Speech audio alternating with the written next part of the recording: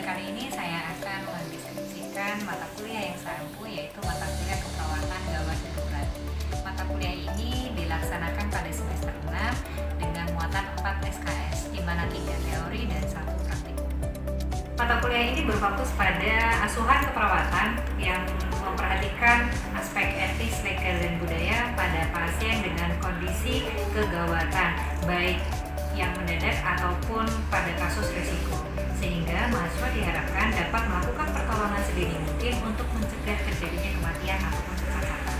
Kuliah ini memiliki beberapa CPMK, yaitu ada 8 CPMK, sehingga mahasiswa diharapkan setelah mengikuti mata kuliah ini, mahasiswa mampu menerapkan filosofi konsep holistik dan proses keperawatan gawat darurat, mampu menerapkan konsep keperawatan pada pasien di area gawat darurat, melakukan simulasi asuhan keperawatan pada kasus gawat darurat, melakukan simulasi pendidikan kesehatan pada kelompok yang mengalami kasus gawat darurat, mengintegrasikan hasil penelitian ke dalam asuhan keperawatan untuk mengatasi masalah gawat darurat, melakukan simulasi pengelolaan asuhan keperawatan pada individu ataupun kelompok yang mengalami kasus gawat darurat, melakukan fungsi advokasi dan komunikasi pada kasus gawat darurat, dan yang terakhir mendemonstrasikan atau mensimulasikan pertolongan pada pasien ataupun korban gawat darurat. Mata kuliah ini membahas 8 topik materi atau bahan kajian, yaitu mulai dari filosofi dan konsep pada asuhan keperawatan gawat darurat, proses keperawatan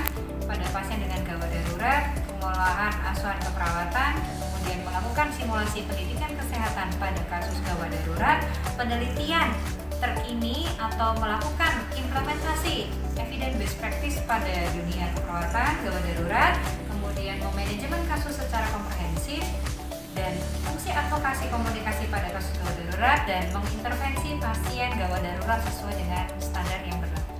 Mata kuliah ini disampaikan menggunakan bahasa Indonesia dengan metode DIA, yaitu Delivery, Interaction, dan Assessment. Delivery adalah pemberian informasi atau penyampaian informasi pada perkuliahan yang merujuk pada referensi yang telah ditetapkan. Interaction dilakukan dengan cara dosen memberikan kesempatan diskusi pada mahasiswa atau memberikan kesempatan bertanya terkait tentang topik yang telah diberikan. Dan pada bagian terakhir adalah assessment. Assessment akan dilakukan menggunakan 5 poin. Yang pertama adalah penilaian terhadap UAS atau ujian akhir semester, kemudian ujian tengah semester, seminar, kemudian ada ujian praktikum karena mata kuliah ini memiliki muatan praktikum. Pada metode pembelajaran kita juga menggunakan collaborative learning, case study, dan small group discussion. Penyampaian materi ini dilakukan secara tatap muka pada ruang kelas sebagai upaya untuk meningkatkan interaksi antara dosen dan mahasiswa, dan tentu pada materi yang disampaikan secara langsung akan meningkatkan keaktifan mahasiswa. Dan dosen di sela pemberian materi, dosen akan memberikan kesempatan mahasiswa untuk bertanya sehingga dapat melatih critical thinking mahasiswa. Berikut ini adalah cuplikan video pembelajaran praktikum bantuan hidup dasar atau resusitasi jantung paru yang diberikan pada pasien henti jantung. Semoga dapat bermanfaat. Bismillahirrahmanirrahim. Assalamualaikum warahmatullahi wabarakatuh. Waalaikumsalam warahmatullahi wabarakatuh. Selamat sore adik-adik semua. Hari ini kita bertemu pada skill station praktikum tentang RJP, ya, resusitasi jantung paru, atau kita mengenal istilah lain yaitu BHD, bantuan hidup dasar, ya. Adik-adik sudah dapat materinya ini di kelas tentang apa kondisi yang membutuhkan bantuan hidup dasar ini dan bagaimana cara melakukan. Nah, hari ini kita memperagakan teknik atau skill bagaimana melakukan RJP. Pertama, RJP diberikan pada pasien yang mengalami henti jantung. Good. Tahu dari mana pasien mengalami henti jantung? Tidak ada nadi dan tidak ada nafas. Tahu dari mana pasien tidak ada nadi? Oke, good. Jadi sebelum pemberian RJP harus dilakukan initial assessment atau assessment dini. Nah, assessment dini untuk RJP ini adalah cek nadi dan cek nafas. Maksimal kita butuh waktu 10 detik, tidak lebih dari itu. Nadi apa yang kita lakukan pemirsa? Nadi karotid. karotis. Kita cek nadi karotis mulai dari ya adik-adik di trakea ya, atau adik-adik kenal istilah jakun, kalian tengah ya kalau kaki kelihatan. Kemudian kita geser ke kanan atau ke kiri untuk memudahkan memeriksanya ke arah kita saja ya. Oke, tarik 2 jari, tidak boleh 1 jari, tidak boleh menggunakan jempol, kita pakai 2 jari, kita tekan, kita rasakan maksimal 10 detik.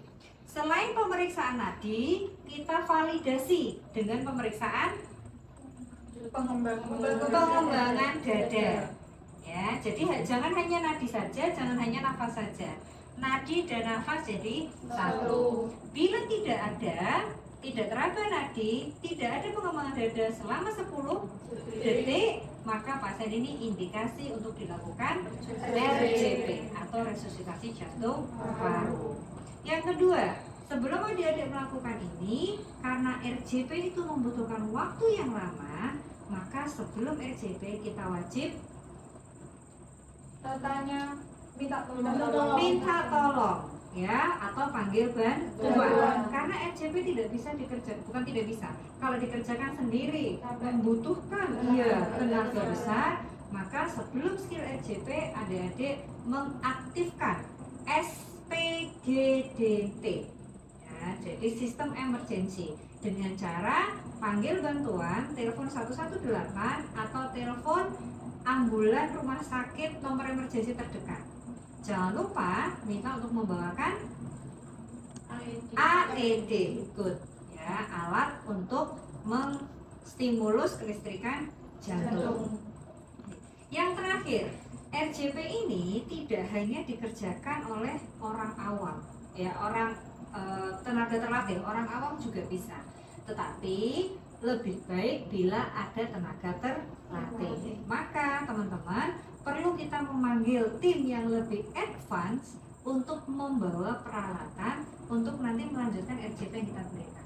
Jadi kalau RJP saja tadinya untuk kembali itu kecil, tapi kalau sudah menggunakan obat-obatan dan AED lebih besar peluang untuk kembali ya. Jadi kita butuh partner, kita butuh mitra.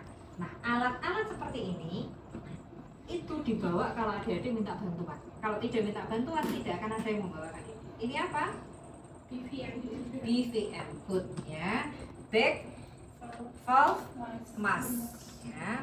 Gunanya untuk memberi bantuan nafas. Oke, nanti kita akan peragakan. Baik, untuk RJP sebelum kita mulai, adik-adik kenalin dulu berapa kali dan berapa lama RJP diberikan. RJP diberikan selama atau sebanyak 5 siklus untuk satu paketnya. Satu siklus berisikan 30 kompresi dibanding 2 ventilasi. Jadi kompresi dada sebanyak 30 kali, kemudian ventilasi sebanyak 2 kali. Itu disebut satu siklus. Dan kita akan melakukan sebanyak 5 siklus, satu paketnya. Oke, kemudian kita setelah melakukan 5 siklus, adik-adik jangan langsung berhenti. Kita lanjut lagi, tapi sebelum lanjut kita cek nadi. Kalau nadi tidak ada, kita RJP lagi 5 siklus. Itu ya. Nah, sampai nanti kapan kita berhenti melakukan RJP? 1, bila nadi sudah teraba.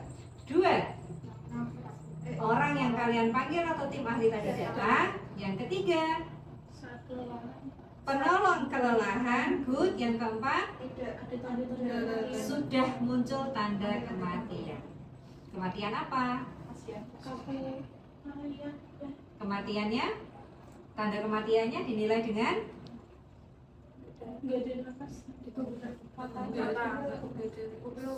pupil membesar, dilatasi atau midriasis maksimal. Nah, itu tanda kematian biologis. Jadi ada 2, kematian klinis dan kematian biologis. Kalau henti jantung saja itu kematian klinis. Kalau sudah mati sampai sel semuanya disebut kematian biologis. Cirinya adalah pupilnya diberikan stimulus cahaya sudah tidak respon, membesar sekali. Oke. butuh syarat RJP dihentikan. Kemudian yang terakhir, untuk RJP kita mengenal urutan atau runtutan yang kita sebut dengan algoritma. Ya, algoritma. Kita peragakan sambil di lantai ya. Bagaimana runtutan algoritmanya? Baik, kita ke arah sana. Untuk algoritmanya, adik-adik jangan menghafalkan algoritmanya, tapi coba untuk memahami. Bila ada korban tidak sadarkan diri, taunya dari mana tidak sadarkan diri? Pingsan. Pasiennya diam aja, korbannya diam aja. Ya. Tapi diam itu kan bisa dua kemungkinan. Apakah dia pingsan, apakah dia tidur. Ya. Nanti kalau pingsan, berarti ini apakah pingsan ataukah mati. Ya. Kalau membedakan ini orang tidur, pingsan atau mati bagaimana? Oke, good. Maka langkah pertama adik-adik adalah cek respon. Tapi pada semua prosedur yang kita pegang-pegang pasien, adik-adik harus ingat, jangan-jangan kita nulari dia, jangan-jangan dia nulari kita. Berarti sebelum melakukan semuanya kita wajib 3A. Aman diri, aman lingkungan. Aman diri menggunakan apa? Kita menggunakan Hiskun. Aman pasien, lokasinya, posisinya datar, longgar, lebar. Tapi kalau di atas tempat tidur kita susah RJP, kita naik ke atas kasur ya. Jadi tidak boleh sambil berdiri. Kita naik ke atas kasur. Kalau pasiennya bisa dibawa ke tempat yang lapang, kita bawa ke tempat yang lapang. Kemudian aman lingkungan. Tidak di tepi sungai, tepi waduk, samping selokan, ya, atau di tanah yang bergerak, ya, karena kalau kita bergerak gini, nah, takutnya longsor. Oke, kemudian baru kita cek respon. Gimana caranya? Tepuk pundak dengan keras, kemudian panggil. Pak, buka matanya. Ya, Pak, buka matanya. Kalau tidak ada respon, mungkinkah ini tidur? Tidak. Tidak mungkin. Kemungkinannya kedua adalah dia pingsan atau dia meninggal. Oke, sebelum memastikan dia pingsan atau meninggal, dua-duanya ini kan kondisi yang tidak normal. Ya kan? Mau pingsan ataupun meninggal, ini kan kelainan. Ya, kita tetap perlu bantuan. Maka sebelum cek nadi, kita panggil bantuan dulu. Tolong, atau telepon atau teriak ya. Kalau misal telepon, tolong saya Prawatika, saya sekarang di depan rumah sakit Unimus atau saya di depan kampus Unimus, saya menemukan korban tidak sadarkan diri. Mohon kirimkan ambulan dan bawakan AED. Ya, atau kalau mau minta tolong, Bu, minta tolong teleponkan ambulan, di sini ada korban tidak sadarkan diri dan tolong bawakan AED. Nah, kalau orang lain yang menelpon. Setelah panggil bantuan, baru kita cek nadi. Maksimal 10 detik dengan melihat ke dada. Tidak ada nadi, tidak ada nafas, berarti pasien bukan pingsan. Ini pasien meninggal. Maka kita lakukan RJP atau resusitasi jantung paru. Buka baju, kalau bajunya berlapis, kalau bajunya cukup hanya kaos satu, tidak perlu. Ya. Ambil posisi kuda-kuda, ya, posisi apa namanya? Kuda-kuda ya. Nah, posisi mantap, ya. Satu kaki sejajar dengan dada, satu kaki sejajar dengan leher, ya. Kepala badan tegak, agak beri jarak, jangan terlalu dekat. Cari sternumnya. Ya, oke, lihat sternum. Kemudian kita bagi 3, sepertiga atas, sepertiga tengah, sepertiga bawah. Letakkan tangan kita antara sepertiga tengah dan bawah, pakai pangkal tangan. Atau kalau adik-adik mau menggunakan puting, indikator puting bisa. Oke, tangan dominan di bawah, tangan tidak dominan di atas, kemudian disimpulkan. Posisi badan dicondongkan ke depan. Jadi yang menggerakkan dada korban adalah badan saya, bukan tangan saya. Jadi tidak ada alasan tidak kuat melakukan RJP karena kurus. Ya. Oke, kemudian Kita hitung kompresi berapa? 30 kompresi. Menghitungnya cukup di dalam hati. Ya. Tekan dengan kedalaman 5 sampai 6 cm dengan kecepatan 100 sampai 120 kali per menit. Ya.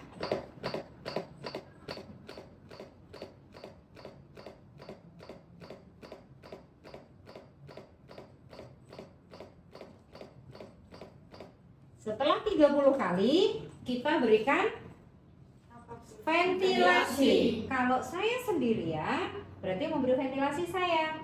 Ya, head tilt, chin lift. Kita tiup dengan menghadap ke arah dada. Yang dilihat apa? Pengembangan dada. Kalau kita menggunakan alat, berarti harus ada penolong kedua, ya kan, ada yang membantu. Ini ceritanya alatnya belum datang, ya, masih dibawa oleh petugas yang kita telepon tadi. Oke, kemudian satu siklus masuk, siklus kedua. Berapa kali? 30. Setelah 30, setelah 30 dikasih ventilasi lagi. Berapa? 2. Tadi berapa siklus berarti? 2. Masuk siklus ke 3. sampai 5 siklus. Ya. Setelah 5 siklus kita Cek cek nadi. nadi dan cek nafas. Tidak ada nadi, tidak ada nafas. Berapa siklus? 5 siklus.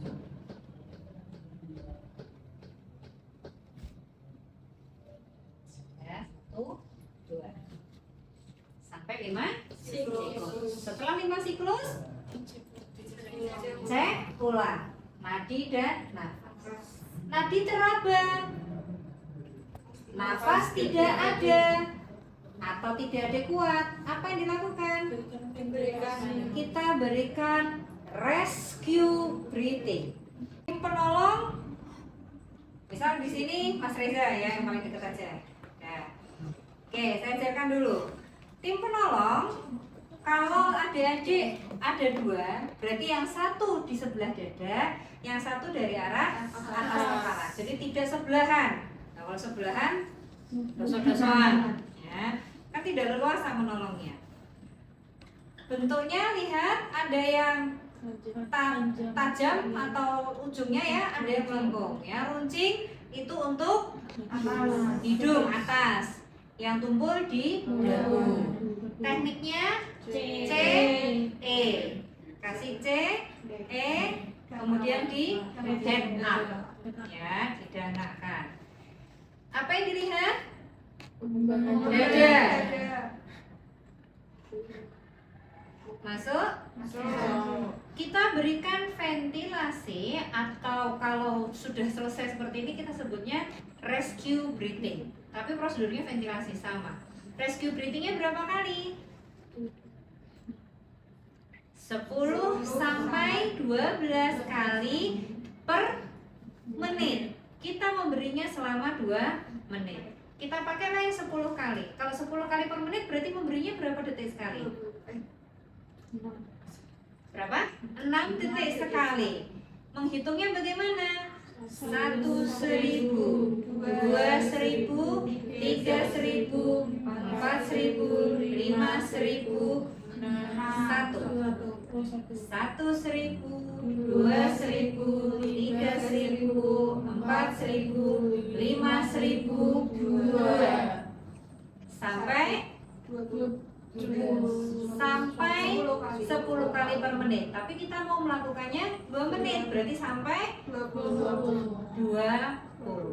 Setelah 20,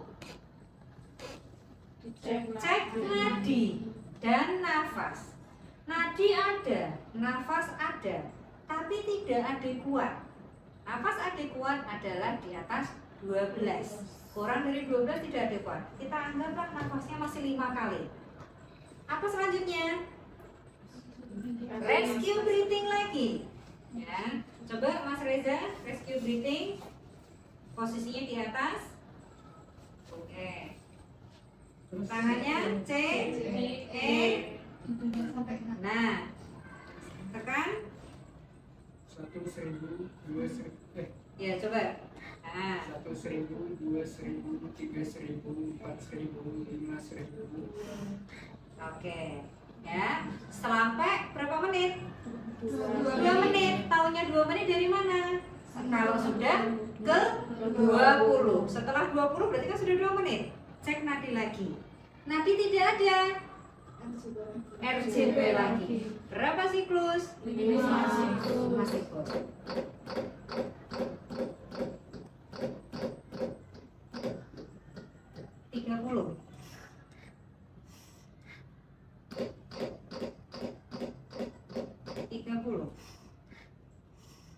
Ya, jadi kalau sudah berdua, maka saya tidak perlu memberikan mode to mode ya, tapi sudah ada. Nah, untuk penolong kedua tahu ini sudah berapa hitungannya, tidak perlu saya suarakan, cukup di angka 30 saya suarakan 30. Jadi jangan kasih kode ya, nggak usah ya. 30 sambil penolong bilang 1 siklus, mau apa lagi 2 siklus sampai 5 siklus. Baru kita cek lagi, karena kita takutnya keduanya nggak ingat ini sudah berapa siklus ya kan. Nggak sama-sama gitu, saya fokus menghitung, yang di sini fokus memompa, nggak ada yang menghitung siklusan, padahal kita hanya berdua saja gitu ya. Jadi setelah 5 siklus kita cek nadi ada, nafas ada 8 kali per menit. Berikan rescue breathing lagi. Berapa menit? 20. Bagaimana caranya? 1.000, 2.000, 3.000, 4.000, 5.000. Oke, good. Sampai 20 kali. Kemudian cek nadi dan nafas. Nadi ada, nafas 15 kali per menit. Sudah selesai. Selanjutnya adalah posisi recovery. Ya, ini. Itulah algoritmanya. Kan? Siapa mencoba? Ya. Pertama-tama kita 3A, yaitu aman diri, aman pasien, dan pastikan pasien diletakkan dalam keadaan tanah yang rata. Terus aman lingkungan, jauhkan pasien dari kerumunan. Lalu cek respon pasien. Pak bangun. Pak bangun. Lalu setelah cek respon pasien, kita telepon rumah sakit terdekat. Assalamualaikum Pak, saya menemukan pasien tidak sadarkan diri di depan kampus Unimus. Tolong segera bawa ambulan dan bawakan alat AED. Bila sudah, cek nadi karotis dan lihat pengembangan dada. Tidak ada nadi, tidak ada nafas, kita lakukan RJP selama 5 siklus. dilakukan dalam 3/2.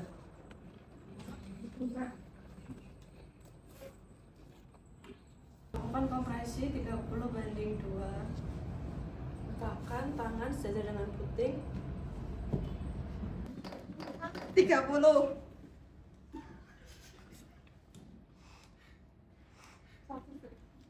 Setelah 5 siklus kita cek kembali nadi dan juga pengembangan dada. Nadi ada, nafas ada. Nafas ada tapi tidak adekuat selama 8 kali per menit. Kita lakukan rescue breathing. 1.000, 2.000, 3.000, 4.000, 5.000, 1. Selama 20 kali. 3.000, 4.000, 5.000, 2. Oke. 2.000, 3.000, 4.000, 5.000. Setelah 20 kali. Setelah 20 kali kita cek ulang lagi nadi dan juga Nadi ada, nafas adekuat. nafas adekuat. Kita lakukan posisi miring, yaitu posisi recovery. Oke, good. Baik. Jadi adik-adik, untuk pemberian CPR ya. Jadi selain memperhatikan 30/2, teman-teman perhatikan juga masalah kualitas CPR. Syarat CPR yang berkualitas itu 1, kecepatan. Tadi kita evaluasi ya, teman CPR yang diberikan temannya, apakah sudah merepresentatifkan kompresi dengan kecepatan 100 banding 20, 100 per sampai 120 kali per menit. Kalau untuk tahu apakah ini sudah 100 sampai 120 kali per menit, 1 menit kita punya berapa detik? 60. Kalau 120 kali per menit, berarti per detik kita punya 20, punya 2 kali. Maka adik-adik ketika RJP coba, karena kita latihan ya, coba untuk gunakan jam ya atau stopwatch. Jadi coba dalam 1 menit berapa kompresi yang sudah adik-adik buat. Apakah yang dilakukan tadi terlalu cepat atau terlalu lambat? Atau kita bisa menggunakan satu alat namanya metronom. Diinstal di aplikasi HP, terus nanti ada suaranya tek tek tek tek. Nah, kita tinggal ikuti irama itu. Yang kedua, kedalaman. Apakah kompresi yang dilakukan temannya ini sudah merepresentatifkan 5 sampai 6 cm? Nah, tahunya dari mana? Kita lihat dari, kalau ini kita lihat dari suaranya, ya. Bila kita lihat ada suara pada saat ditekan tik tik tik, berarti kedalaman itu sudah menyentuh dasar dari kosta itu, jadi sudah cukup dalam. Tapi kalau tidak, berarti dia masih dangkal. Yang ketiga, syarat CPR yang berkualitas adalah recoil. Recoil itu dada kembali ke bentuk semula. Kalau tadi kompresinya terlalu cepat, kita lihat misalnya kompresinya begini. Ini kan dada asli, ya. Dada asli, kemudian kita tekan. Nah, harusnya recoil sempurna itu dia kembali ke bentuk awal begini. Ya, saya tidak menekan. Tapi kalau recoil tidak sempurna begini, dadanya masih gepeng toh? Iya. Nah, ini namanya kita menekan di posisi dada yang belum kembali sempurna. Ya, itu namanya recoil tidak maksimal. Itu kualitas RJP-nya jelek. Ya, jadi ada kedalaman, ada kecepatan, dan ada recoil maksimal. Yang terakhir, meminimalisir jeda. Ya, jadi jangan terlalu banyak istirahat. Misal kita capek nih, boleh kita capek, tapi kalau mau bertukar posisi atau kita mau tarik nafas dulu, tidak lebih dari 10 detik. Jadi antara 5 siklus pertama sama 5 siklus kedua itu tidak terlalu lama. Begitu. Baik, semoga bisa dipahami. Tadi sudah diperagakan oleh temannya cara melakukan CPR. Saya evaluasi dulu terakhir. Apa yang disebut dengan RJP itu? Resusitasi jantung paru. Diberikan pada pasien dengan tidak ada nadi atau tidak ada nafas atau henti jantung. Tujuan CPR ini untuk membantu mempertahankan sirkulasi. Ya, jadi dengan cara kita membuat jantung itu tetap bekerja, tapi dari luar. Karena jantung tidak bekerja sendiri di dalam, karena kan dia berhenti, maka kita membuat jantung itu kita paksa untuk dia memompa. Jadi sirkulasi tetap berjalan. Dan berikutnya, CPR ini adalah pemberian bantuan yang paling sederhana. Ini kan bantuan hidup dasar. Nanti ada bantuan hidup lanjutan, namanya advance. Siapakah orang-orang advance itu? Tim kesehatan yang datang membawa AED dan membawa obat-obatan. Pada pertemuan selanjutnya, nanti pada tingkat selanjutnya, adik-adik akan belajar bagaimana penggunaan AED dalam kolaborasi pemberian CPR. Gitu ya. Terima kasih, selamat sore, semoga bisa dipahami. Kita tutup dengan bacaan hamdalah. Alhamdulillahirabbil alamin.